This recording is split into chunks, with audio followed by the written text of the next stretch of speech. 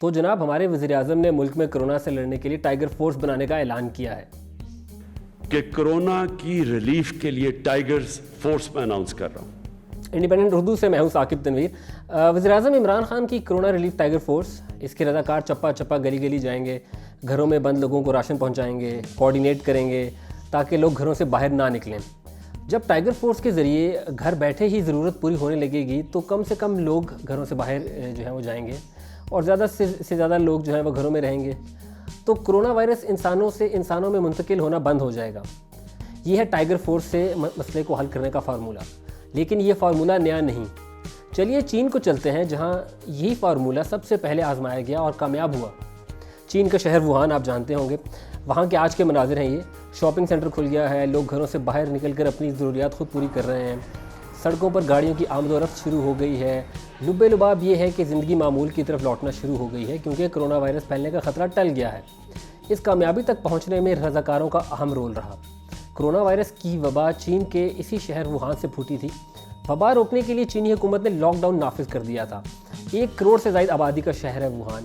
سوچئے کہ ہر گھرانے کی کیا کیا ضرورتیں ہوں گی، کھانے پینے سے لے کر دوا دارو تک۔ ایک فرد بھی باہر نکلے تو کس حالت میں کیا کیا احتیاطیں کرنی پڑیں گی، باہر نکل کر کہاں جانا ہے، کہاں نہیں، کیا کرنا ہے، کب واپس آنا ہے۔ اور یہ سب کرتے ہوئے نہ تو وائرس خود اپنے گھر والوں کے لیے لانا ہے اور نہ ہی کسی دوسرے کو دے کر آنا ہے۔ یہ سب تبھی ممکن تھا جب ایک منظم ٹیم ہو، جو لاک ڈاؤن کے قواعد و قانون سے واقف ہو، شہر سے واقف ہو، تندرست و توانا ہو۔ ان تمام سوالات کا حل اس طرح نکالا گیا کہ رضاکاروں کا ایک نیٹ ورک بنایا گیا ووہان کے لوگوں کو گھروں میں رکھنے کے لیے اور کورونا کی وبا کا زور توڑنے کے لیے، بالکل ویسے ہی جیسا کہ اب پاکستان ٹائیگر فورس کے ذریعے کرنے کی کوشش کی جا رہی ہے۔ چینی حکومت نے ووہان میں رضاکار مقرر کیے تھے۔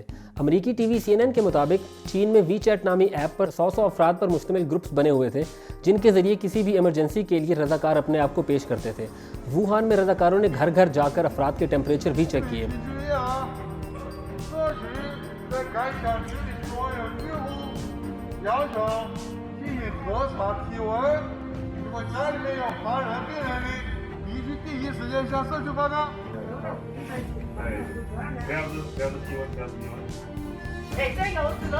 ووہان میں کام کرنے والی رضاکار NGO بلیو اسکائی ریسکیو کے مطابق انہوں نے چین کے 7 صوبوں سے 400 سے زائد رضاکار ووہان جو ہے وہ لائے تھے، جنہوں نے ریلیف آپریشن میں ساتھ دیا تھا۔ چین کے بعد صرف پاکستان ہی نہیں بلکہ برطانیہ میں بھی نیشنل ہیلتھ سروسز نے 5 لاکھ کے قریب رضاکاروں کی خدمات لینے کا فیصلہ کیا ہے۔ چین اور برطانیہ کو بھول بھی جائیں تو آپ کو 2005 کا زلزلہ تو یاد ہی ہوگا، اور یہ بھی یاد ہوگا کہ کیسے اس وقت ریلیف آپریشن میں ملک بھر سے رضاکاروں نے مدد کی تھی۔ قدرتی آفات میں رضاکاروں کا تجربہ پاکستان میں کامیاب ہوا تھا۔ ساتھ ساتھ آپ کو یہ بھی بتاتا چلوں کہ کرونا سے لڑنے کے لیے صرف رضاکار ہی کافی نہیں ہوں گے، ایک پورا نظام چاہیے جو مل کر کام کرے گا تو ہمیں کامیابی حاصل ہوگی۔ ہم دعا گو ہیں کہ وزیر اعظم کا یہ انیشیٹو کامیاب ہو۔ ثاقب تنویر کو اجازت دیجیے، اللہ حافظ۔